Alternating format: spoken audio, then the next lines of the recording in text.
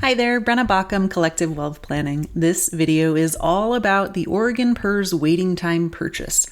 It's most relevant to those of you who are Tier 1, Tier 2 members within 2 years of retirement eligibility. Over the next couple of minutes, I will walk you through what the waiting time purchase is, how much I see it typically costing when clients are coming to me with their estimates, and how to decide if it's worth it. You can find the full blog with examples and calculations linked below. So first, what is waiting time? When you first started your PERS eligible job, you weren't a PERS member on day one. You had to complete a 6-month waiting period first. It's typically 6 months. I've also seen it be 8 months.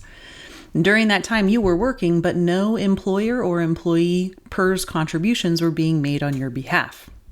So that 6 or 8 month stretch is what PERS calls waiting time. And as a Tier 1 or Tier 2 member, you may have the option to buy it back as service credit. So who is eligible to make this service purchase? This is available only to Tier 1 and Tier 2 members. You can purchase waiting time if it appears on your formal benefit estimate. OPSRP members, you don't need to buy it because it's already credited automatically once you establish membership.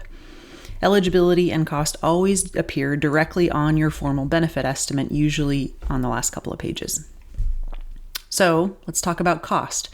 Waiting time is one of the more affordable PERS service purchases because PERS doesn't charge interest on it like they do for some of the other types of service purchases. The cost is based on your salary during your waiting period, the employer's contribution rate at that time, and the length of waiting time you are allowed to buy. So buying this waiting time, it typically costs a few $1,000s, but it really varies. And as I just said, it depends on how much your salary was at the start of your work with the state. So you have some options of how to pay for it. You can either cut PERS a check, or you can facilitate a transfer from your Oregon Savings Growth Plan or another 457B, so long as it's okay by your plan administrator. And as long as that transfer goes directly from the plan so Oregon Savings Growth Plan to PERS, it's not taxable and there are no penalties. So I have some details about that and the PERS form that you need to complete that linked in the blog. So, relevant question, what's the difference? What difference does this make? So your PERS pension under the full formula is years of service multiplied by a formula factor multiplied by your final average salary. So adding 6 months of service credit increases your total years and in some cases helps you to reach big milestones like 30 years of service. So usually your formal benefit estimate is going to show you 2 columns, right? One with your benefit as it stands, and then the other one that says with purchase and without purchase, I think are what they actually say. So you can see the difference between the two side by side.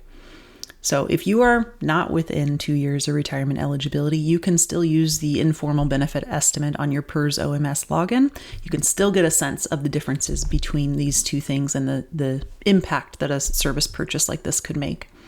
And in the blog, I put together some examples of how this is calculated and how it might increase the pension.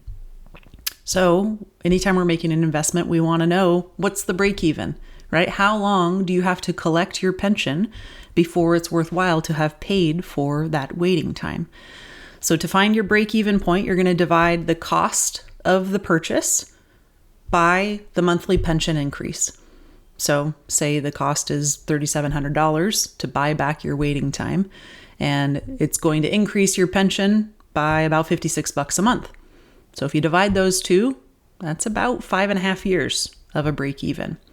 So if you expect to collect benefits longer than that, a waiting purchase can be a meaningful lifetime value. In a lot of cases, I see it be very much worth considering.